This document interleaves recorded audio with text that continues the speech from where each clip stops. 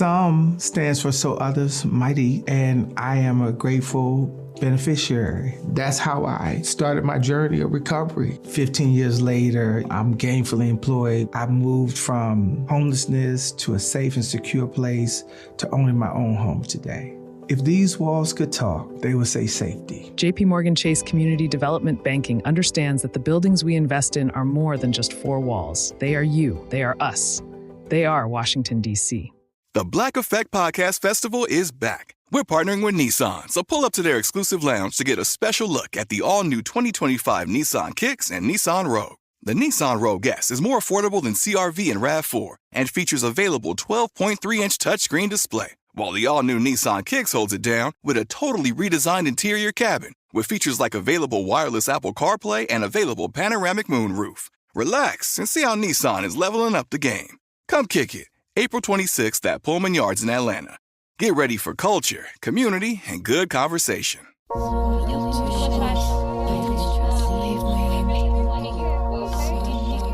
Hello. From Wonder Media Network, I'm Jenny Kaplan, and this is Womanica. This month we're talking about word weavers, people who coined terms, popularized words, and even created entirely new languages. These activists, writers, artists, and scholars used language to shape ideas and give voice to experiences that once had no name. Womanist is to feminist as purple is to lavender.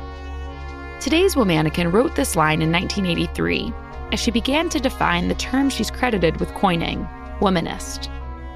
Please welcome poet, essayist, and novelist Alice Walker. Let's take a step back to the beginning of Alice's story. Born in Eatonton, Georgia in 1944 to sharecroppers, Alice was the youngest of 8 children. As a young child, Alice was accidentally shot in the eye by her brother with a BB gun. Her parents didn't have access to a car and were unable to take her to the hospital for multiple days. As a result, Alice lost the use of her right eye. The injury caused young Alice to feel like an outsider, suffering teasing from her classmates. She spent her early years as a shy outcast and took solace in reading and writing. After graduating high school at the top of her class, Alice attended Spelman College in Atlanta on a state scholarship and formally began her involvement in the civil rights movement. She later transferred to Sarah Lawrence, where she completed her education and graduated in 1965. To continue her work in the civil rights movement, Alice decided to move back to the South and made her way to Jackson, Mississippi. There, Alice met Mel Leventhal while they were both working for the NAACP Legal Defense and Educational Fund. Mel and Alice began their relationship and moved back to New York in order for Mel to finish law school. In March of 1967, Mel and Alice married in New York City. They tied the knot just 3 months before the Supreme Court outlawed state bans on interracial marriage. The couple headed back down to Mississippi, where they were the first legally married interracial couple in the state. Alice and Mel's relationship faced constant threats of violence. They lived in fear and kept loaded guns both in the house and in Mel's car. But there were also joyous occasions for the family, like the birth of their daughter Rebecca in 1969. Around that time, Alice also published her first novel, The Third Life of Grange Copeland, and her first volume of poetry, Once. But the stress of daily life in the South eventually wore Alice down, and the family relocated to Brooklyn in 1974. Alice and Mel eventually separated, and Alice moved to California a few years later. From there, her career continued to expand.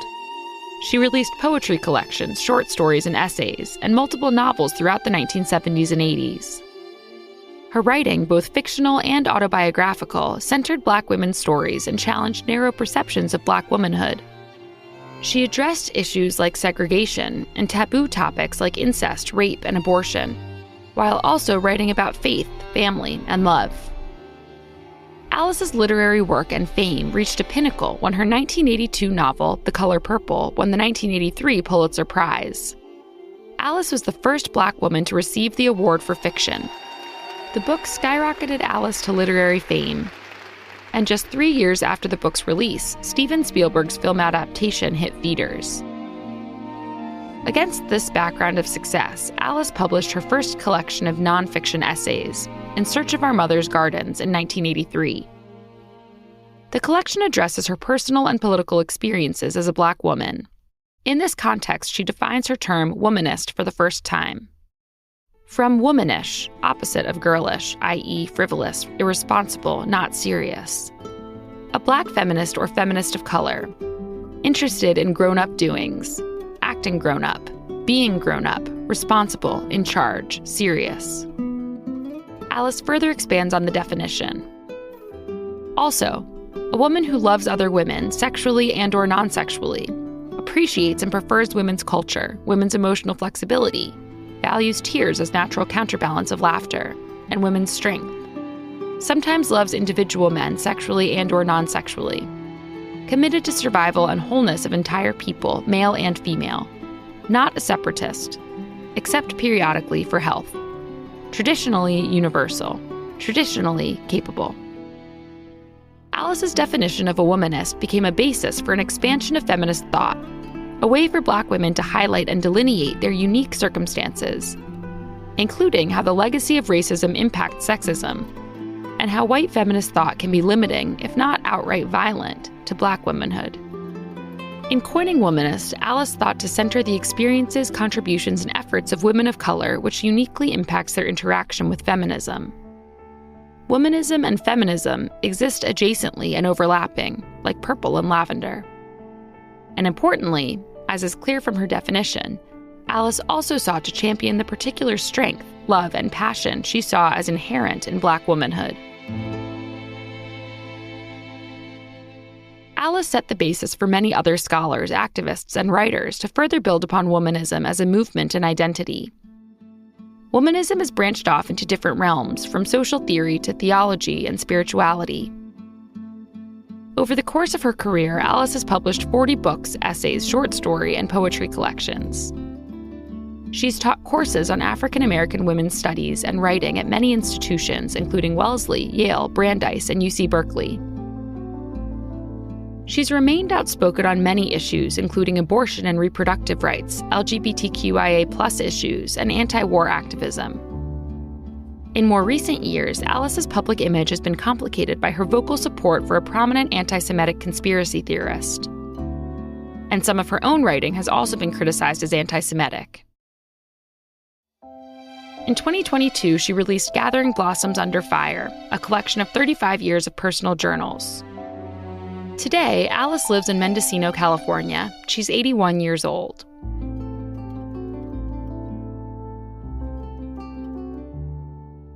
All month, we're talking about word weavers. For more information, find us on Facebook and Instagram at Womanica Podcast. Special thanks to Liz Kaplan, my favorite sister and co-creator. Talk to you tomorrow.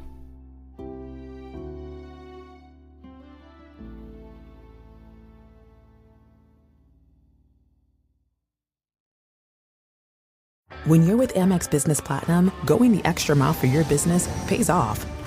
With 5 times membership rewards points on flights and prepaid hotels booked through AmexTravel.com, you can earn more points to help grow your business. And with access to more than 1,400 lounges globally through the American Express Global Lounge Collection, including the Centurion Lounge, Can I get you a refill? you can stay fresh wherever your business travel takes you. That's the powerful backing of American Express. Terms apply. Learn more at americanexpress.com/AmexBusiness. Some stands for so others might eat, and I am a grateful beneficiary. That's how I started my journey of recovery. 15 years later, I'm gainfully employed. I moved from homelessness to a safe and secure place to owning my own home today. If these walls could talk, they would say safety. JP Morgan Chase Community Development Banking understands that the buildings we invest in are more than just 4 walls. They are you. They are us. They are Washington, D.C.